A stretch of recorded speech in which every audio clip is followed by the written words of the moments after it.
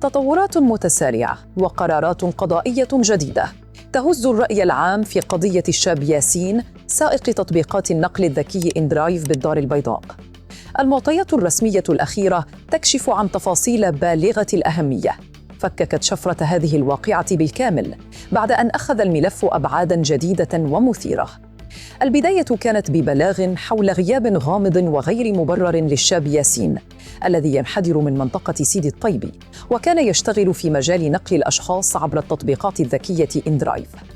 هذا الغياب استنفر مصالح الدرك الملكي والشرطة القضائية التي باشرت أبحاثاً ميدانية وتقنية مكثفة لتتبع المسار الجغرافي الأخير لهاتفه وسيارته، ليتم العثور لاحقاً على خيوط فككت لغز هذه الحادثة المأساوية بضواحي العاصمة الاقتصادية.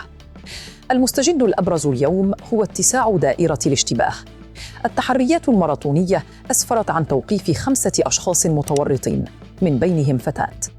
وأمام هذه المعطيات الجديدة قرر الوكيل العام للملك لدى محكمة الاستئناف بالدار البيضاء تمديد فترة التحفظ القانوني والحراسة النظرية في حق الموقوفين، والهدف هو تعميق البحث التمهيدي وإعادة تمثيل تفاصيل الواقعة ميدانياً لتحديد المسؤولية الدقيقة لكل طرف في عملية الاستدراج وتطبيق نواياهم الشريرة.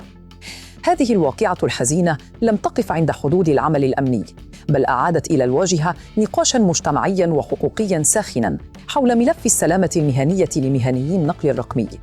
الهيئات النقابية والجمعوية دخلت على الخط بقوة، مطالبة بضرورة الإسراع في تقنين هذا القطاع وتوفير بيئة عمل آمنة وحماية رقمية وميدانية تحمي السائق والراكب معاً من أي سلوكيات خارجة عن القانون.